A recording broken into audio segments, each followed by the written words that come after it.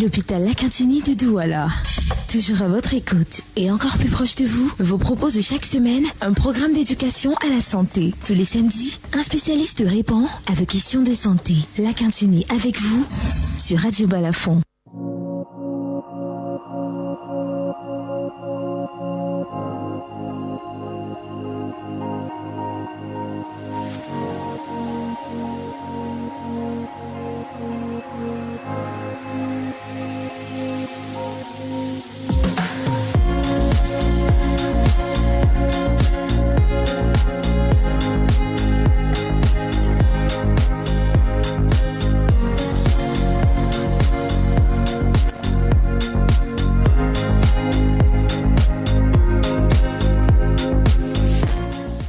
Comment protéger la santé du prématuré contre les menaces extérieures? De quoi s'agit-il lorsqu'on parle de menaces extérieures? Eh bien, ça, on le saura dans ce nouveau programme de La Quintini avec vous, ce nouveau numéro de La Quintini avec vous, édition de ce 28 mars 2026. Madame, Monsieur, bon matin à toutes et à tous et merci d'être des nôtres pour cet autre rendez-vous. La Quintini avec vous, vous le savez, c'est une coproduction hôpital La Quintini de Douala, Radio Balafon, et bien sûr, c'est sous la supervision du directeur de cet hôpital, le docteur Marie-Solange Domébongue à la coordination. Il officie comme tous les samedis.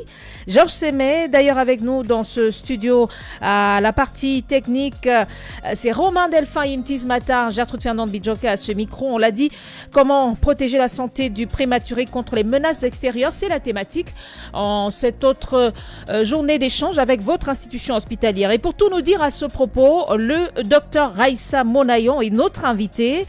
Elle est déjà avec nous dans ce studio et se fera un plaisir et davantage un devoir de tout nous dire. Bon matin, Doc. Bonjour, Fernande. On est heureux de vous compter dans nos murs ce matin. La Quintini avec vous, c'est également votre émission et donc pour une préoccupation en lien avec la thématique du jour, vous n'hésitez pas, le 650 25 25 50, c'est le numéro de téléphone qui vous permettra d'échanger avec le docteur Monayon. Madame, Monsieur, bienvenue. L'hôpital La Quintini de Douala. Toujours à votre écoute et encore plus proche de vous, vous propose chaque semaine un programme d'éducation à la santé. Tous les samedis, un spécialiste répond à vos questions de santé. La Quintini avec vous sur Radio Balafon.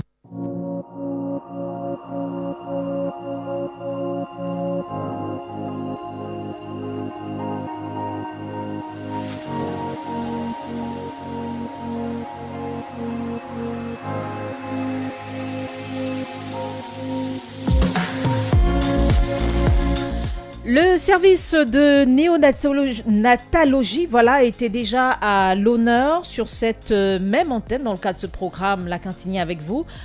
C'était le numéro du 22 novembre 2025 et c'était à l'occasion de la célébration de la journée mondiale de la prématurité. Nous recevions alors le docteur Happy Fossi que nous vaut l'honneur de la présence d'un autre responsable de ce service ce samedi, et c'est bien sûr le docteur Raïssa Monayon. Une fois de plus, bon matin, Doc. Merci d'être des nôtres. Merci également à vous, mais surtout merci au directeur de l'hôpital La Quintini de Douala, le docteur Ndom Marie-Solange Bongue. Merci au président directeur général de Radio Balafon pour cette interview, tous les deux pour cette interview qui nous est donnée aujourd'hui pour sensibiliser les populations sur la santé du prématuré. Alors pourquoi est-ce qu'on est là aujourd'hui, 28 mars? On l'a dit la dernière fois, c'était le 22 novembre 2025. Et là, nous sommes le 28 mars 2026. Pourquoi on est là? Alors, nous sommes là aujourd'hui pour parler de toutes les mesures non spécifiques qu'on peut faire pour aider à avoir le prématuré, pour aider le prématuré à avoir un environnement sûr. Autrement dit, qu'est-ce qui est faisable par à peu près tout le monde pour limiter les agressions extérieures chez le bébé prématuré? Comment protéger la santé du prématuré contre les menaces extérieures? Pourquoi ce focus, docteur Monayon, sur la protection du prématuré? Nous faisons une emphase sur la protection du bébé prématuré parce que c'est un bébé qui est à risque de complications plus élevées que le bébé né à terme, déjà de par son système immunitaire immature, du fait aussi que ses organes ne sont pas totalement développés lorsqu'il naît, et surtout du fait qu'il est sujet à un plus grand risque d'infection que le bébé à terme. À quel moment est-ce qu'on parle de prématuré, docteur Monayon, par rapport à l'enfant né à terme? Ok, un bébé prématuré, c'est un bébé qui est né un peu plus tôt que prévu, c'est-à-dire avant la 37e semaine d'aménorrhée. Malheureusement ou bien heureusement, les prématurités ne se valent pas. Ah d'accord, il y a prématuré, il y a prématuré, oui. et il y a prématuré. Oui. Ok. Donc, pour tout bébé né avant la 28e semaine d'aménorrhée, on parlera de très grande prématurité. Avant? Oui, 28 semaines d'aménorrhée. On parlera de très grande prématurité. Et cette très grande prématurité expose à un plus grand risque de complications que le bébé qui, lui, est né entre la 28e semaine et la 32e semaine, qui est alors un grand prématuré. Et le bébé qui est né à partir de la 33e semaine jusqu'à 36 semaines plus 6 jours est un moyen prématuré et donc fait moins de complications que les deux autres prématurés. Docteur Monayon, vous êtes pédiatre. Pouvez-vous nous présenter donc ce service-là, celui de la néonatologie de l'hôpital La Cantini, qui appartient au grand département de pédiatrie? Oui, le service de néonatologie de l'hôpital La Cantini est un service fait d'une équipe pluridisciplinaire. C'est un service qui reçoit environ 800 à 1200 bébés par an. Et ce service, on peut... À l'hôpital La Cantini? Oui, 800 à 1200 bébés par an.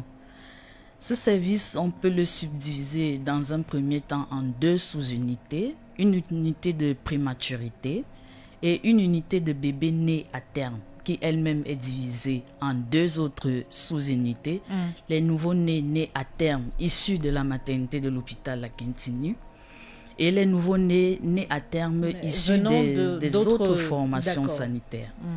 Ensuite, suivant le devenir du bébé prématuré, il peut être amené à intégrer une autre salle de soins non intensifs qu'on appelle la salle kangourou. Et ce service dispose aussi de salles de repos pour les mamans et d'un réfectoire pour le confort parental.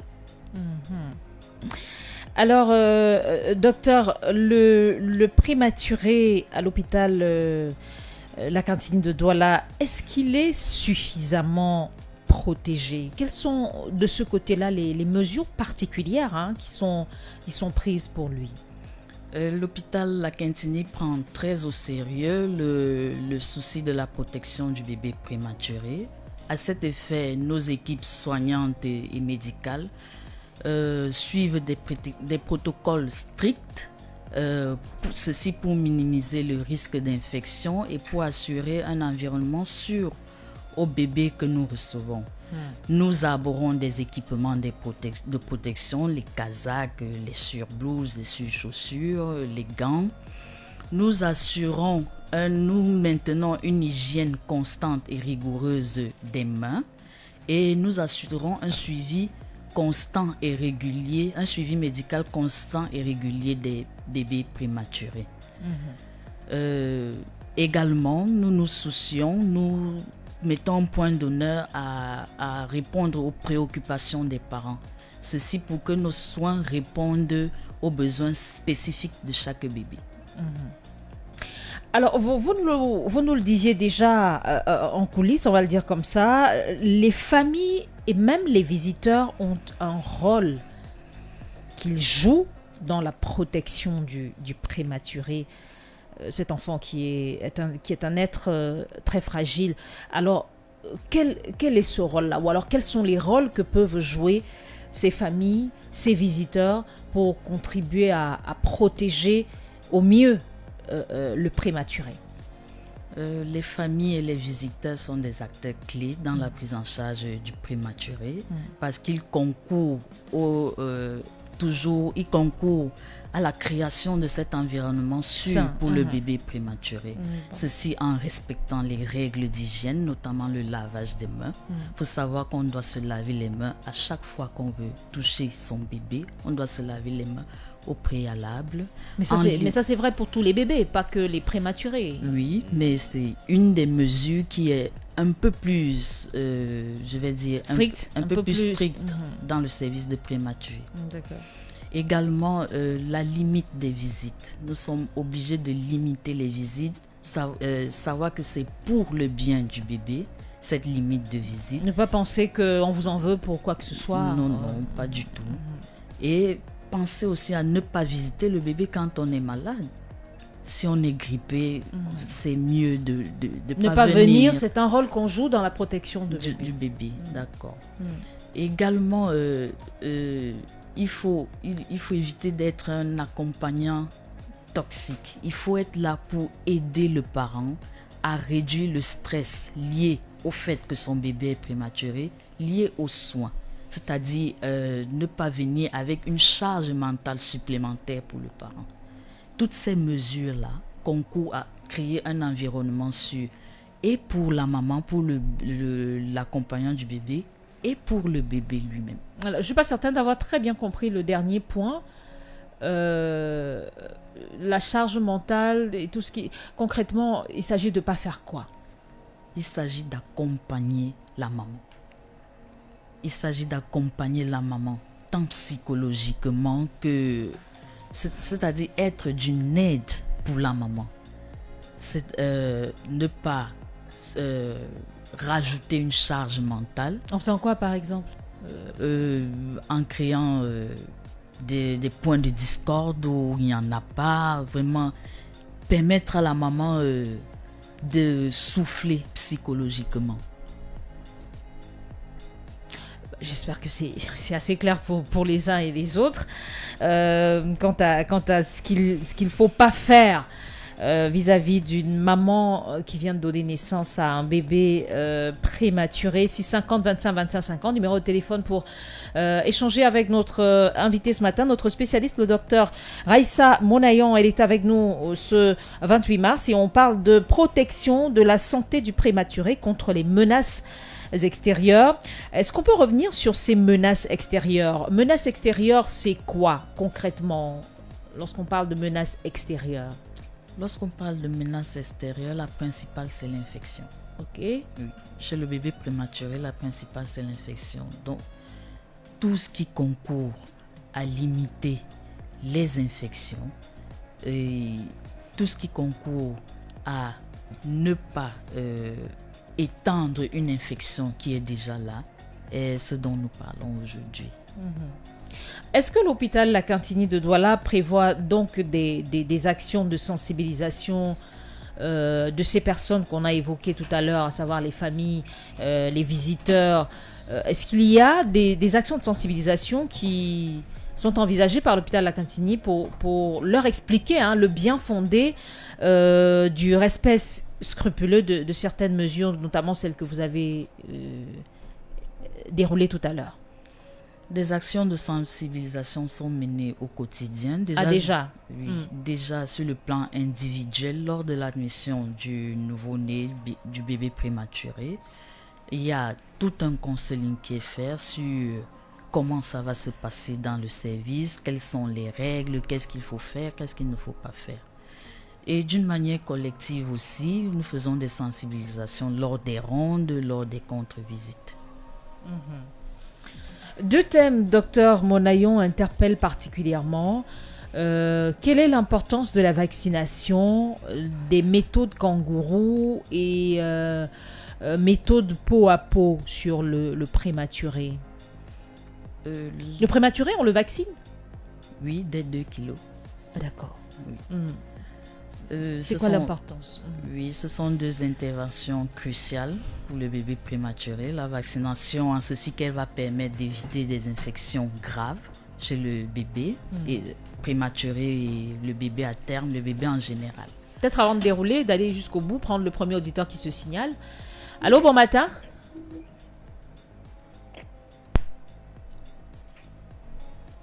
L'auditeur est reparti déjà. 650 25 25 50, c'est donc le numéro de téléphone qui vous permettra d'échanger avec notre invité, notre spécialiste. Docteur, on en était à revenir sur l'importance de la vaccination, des méthodes kangourou et peau à peau sur le bébé prématuré.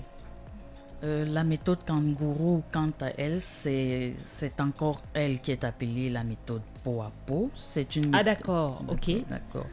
C'est une méthode qui consiste à prendre le bébé peu vêtu, c'est-à-dire vêtu d'une couche simplement, de chaussettes et d'un chapeau qu'on va poser verticalement sur la poitrine dénudée du parent, et ce pendant plusieurs heures. Cette méthode a l'avantage d'assurer une régulation thermique du bébé prématuré. Lorsqu'on parle de plusieurs heures, on parle de quoi, 15 heures. 15 heures. Oui. 15 heures. Oui. Papa est assis et bébé est sur sa peau. Oui. Waouh. 15h, 18h, c'est pratiquement une journée. Ça vaut le coup au vu des avantages. Justement, ça joue quel rôle? Oui, la régulation thermique de bébé, oui. La prise pondérale. Ok. Ça favorise l'allaitement ça lui permet de prendre du poids? Énormément. Ce contact peau à peau, en tout cas cette séance de 18 heures peau à peau, oui. Ça lui permet de prendre du poids. C'est l'un des principaux avantages. Ah d'accord, de cette méthode-là. De cette méthode, oui. Ça c'est bon à savoir. D'accord. En dehors de ça, ça favorise l'allaitement maternel. Ça aide au développement neurologique du bébé prématuré. Aussi. Et surtout, ça réduit les infections. Au téléphone, allô, bon matin. Oui, allô, bon matin, comment je vous appelle? Allô? On vous écoute, est-ce que vous nous recevez? Oui, bonjour madame. Comment je vous appelle, monsieur? Oui, c'est depuis Badjoun. Un bonjour particulier à toutes les populations du côté de Bandjoun, dans le Kunki. Nous sommes là dans la région de l'Ouest. Bienvenue, le docteur Monayon vous écoute. Oui, docteur, quand une femme suit ses visites normalement, c'est possible que... quand une femme suit ses visites normalement, qu'est-ce qui peut causer alors la naissance de bébé prématuré? Parce que je ne comprends pas quand une femme suit ses visites dans les normes et après on accouche un bébé prématuré, docteur. Je voudrais un peu en savoir. D'accord. Ce sera tout? Oui, je pense que ce sera tout. Et il reste à l'écoute. Donc, c'est la préoccupation de l'auditeur. Elle suit, elle porte sa grossesse, elle suit normalement ses visites prénatales, mais on ne comprend pas que par la suite, on soit face à un accouchement prématuré. Comment ça s'explique, docteur? Les causes ou facteurs de risque de prématurité sont multifactoriels. D'accord. Est-ce qu'on peut dire que les visites prénatales n'empêchent pas la prématurité? Non, pas totalement, mais c'est un grand freinateur des accouchements prématurés. D'accord. Mais ça peut arriver. Pourquoi? Ça peut arriver. Comment? Ça peut arriver parce qu'il faut distinguer déjà la prématurité induite de la prématurité spontanée. La prématurité induite est celle qui est décidée par une équipe médicale dans le but de soustraire le bébé ou la mère à un environnement qui lui est hostile. Okay. Et maintenant, la prématurité spontanée peut avoir plusieurs causes, c'est-à-dire des causes placentaires, des causes ovulaires, fœtales, des infections, le mode de vie de la mère. Une maman, vous allez voir, qui consomme du tabac, qui boit de l'alcool ou qui est sujette à d'autres stupéfiants, aura tendance à faire plus de prématurés qu'une maman qui ne l'est pas. Mais aussi l'âge. Les mamans de moins de 18 ans ou alors de plus de 35 ans font plus de prématurés que les mamans qui sont dans ces intervalles-là. Ah d'accord. Ok.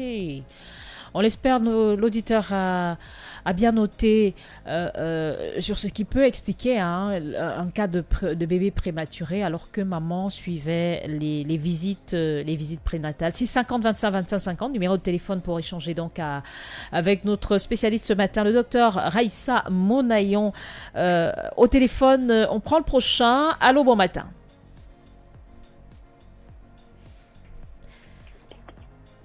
Allô, comment je vous appelle? Bienvenue. Allô? Bon matin à vous, bienvenue. Comment je vous appelle? Jean-Robert. Nous appelle d'où? Jean-Robert, depuis Bamesso. Depuis Bamesso. Jean-Robert. Oui. Nous vous recevons parfaitement. Merci d'être des nôtres ce matin. Le docteur Aïssa Monayon vous écoute, Jean-Robert.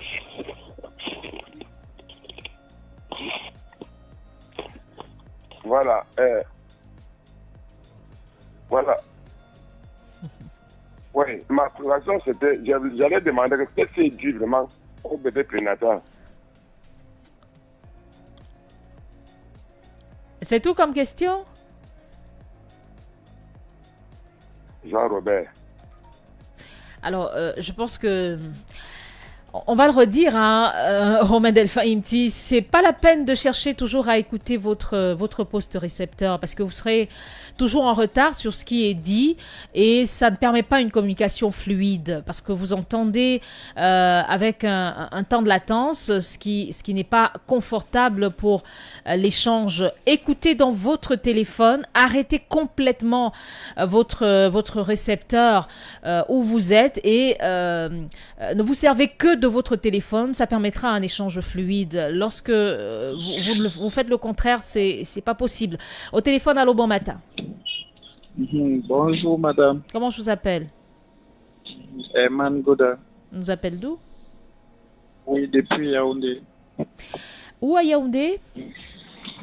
J'ai dit j'appelle depuis Yaoundé. Où à Yaoundé? Oui, j'ai un souci. Est-ce qu'on pouvait revenir sur la méthode kangourou? J'étais perdu quand elle a commencé.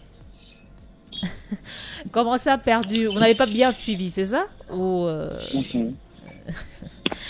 Ok, merci d'être passé par ici, d'être rapidement. On va revenir en quelques mots sur cette méthode-là. On en présentait tous les intérêts, les avantages qu'il y a à pratiquer cette méthode-là pour un bébé prématuré. Oui, comme je le disais tantôt, la méthode kangourou, c'est une méthode qui consiste à poser le bébé peu vêtu, c'est-à-dire vêtu uniquement d'une couche de chaussettes et d'un chapeau, contre la poitrine dénudée du parent. Il est couché sur le ventre. Oui, verticalement. À la verticale, voilà. Et ceci pendant plusieurs heures. Et cette méthode a plusieurs avantages. Elle part déjà de l'animal kangourou que vous connaissez peut-être et qui porte son bébé dans son ventre. Lorsqu'il met bas, les bébés ont la taille d'une souris. Et quand il les garde, ces bébés naissent prématurément. Les bébés du kangourou, en fait, naissent prématurément. C'est pourquoi ils doivent entrer dans la poche de maman. Oui. D'accord. Et ces bébés finissent par grandir tellement au point de dépasser la taille d'un homme. Oui, c'est de là que part cette méthode. Et on parlait de ses avantages. Ça permet à bébé d'avoir un bon développement neurologique, de prendre du poids. Ça limite les infections, ça favorise l'allaitement maternel, ça permet la régularisation thermique et c'est bourré d'avantages. On espère l'auditeur a été satisfait. On prend le prochain qui se signale au bout du fil. Allô, bon matin. Non, pas encore positionné, Romain Delphin Imti. On va poursuivre donc docteur Monayon. Alors, vous nous racontez une anecdote de prise en charge d'un prématuré. Je vous vois sourire très fortement, très largement. Certainement que c'est un souvenir qui vous a marqué. Il s'agissait de quoi?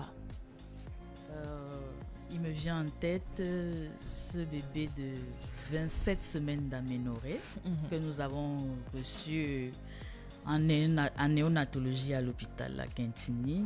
Il avait à peine 700 grammes. Les premiers jours étaient critiques. 700 grammes, ça tient dans la paume d'une main. C'est moins d'un kilo. Moins d'un kilo de farine. C'est à peu près. Moins d'un kilo de farine. On connaît ce que c'est. Ça veut dire qu'il tenait dans une paume de main. Oui. Donc nous l'avons reçu. Les premiers jours étaient critiques, mais grâce à l'engagement de la maman et à toute l'équipe soignante, le bébé a reçu des soins pendant 3 mois et a réussi à sortir du service de néonatologie. Alors, quelques mois plus tard, la maman nous a renvoyé une vidéo de ce bébé. Il bavadait déjà. Elle le lavait dans une bassine.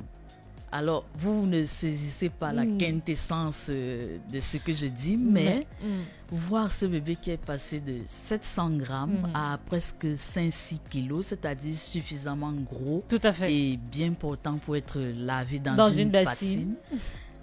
C'est un moment de grande émotion pour toute l'équipe soignante.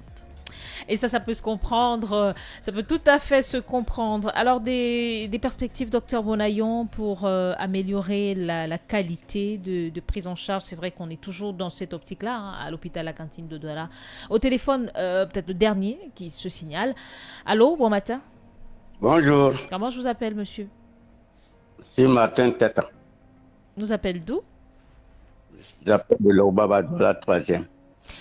Le docteur Bonayon vous écoute. Oui, docteur. J'ai ma fille qui a accouché des jumeaux, là.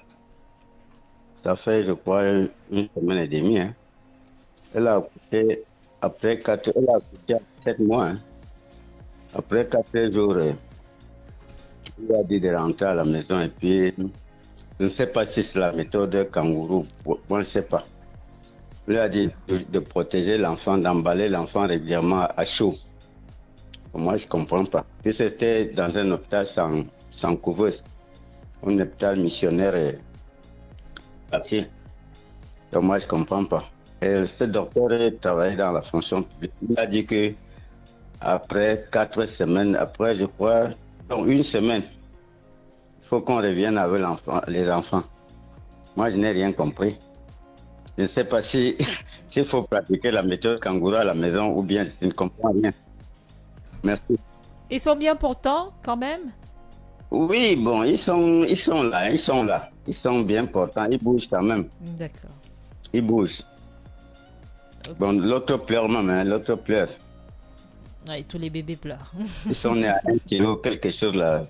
Bon, je ne sais pas s'il fallait qu'on les garde ou c'est bien qu'on les a renvoyés à la maison. D'accord. En demandant le contrôle à la famille, à la mère de bébé. Merci à vous d'être passé par ici. Peut-être, docteur Monayon, faudrait préciser que la méthode kangourou, elle ne vaut pas pour tous les prématurés, puisqu'on a des prématurés plus sévères que d'autres. Oui, la méthode kangourou, il y a des critères d'éligibilité à la méthode kangourou. Mais une fois que le bébé est éligible à la méthode kangourou, cette méthode fait office de couveuse dans les pays à revenus faibles. Donc, un bébé prématuré peut bien rentrer et on lui prescrit la méthode kangourou à faire à la maison. En dehors de cette méthode kangourou à faire à la maison, il existe un suivi kangourou. C'est pour ça qu'on lui dit de revenir chaque semaine pour qu'on évalue la prise pondérale, la tétée, qu'on évalue cliniquement comment va le bébé. Donc, c'est tout à fait faisable comme ça. Et ça peut être la méthode kangourou ou tout simplement garder les bébés au chaud, comme disait l'auditeur tout à l'heure. Puisqu'il a fait savoir que c'est ce qui a été recommandé à la maman. Bon, généralement, en dessous, quand les bébés sont de petits poids de naissance, c'est-à-dire moins de 2500, ce qu'il est recommandé, c'est de faire la méthode kangourou. Alors, le docteur voudrait savoir si à la maison, ils peuvent pratiquer cette méthode? La réponse c'est oui. Oui. Voilà. Très bien. Très rapidement, on va sortir, on est largement allé au-delà du temps imparti pour ce programme. Docteur Raissa Monayon, merci infiniment pour tous ces éléments d'information. Merci à vous également. Merci à vous, chers auditeurs et auditrices, d'avoir été des nôtres. Madame, monsieur, merci de rester connectés. Les programmes sur Radio Balafon se poursuivent. JFN University, c'est tout de suite. Hello, il est 10h. MTN Terralink est maintenant disponible près de chez vous. Internet ultra rapide pour la maison et le bureau. Restez connectés, appelez le 8404.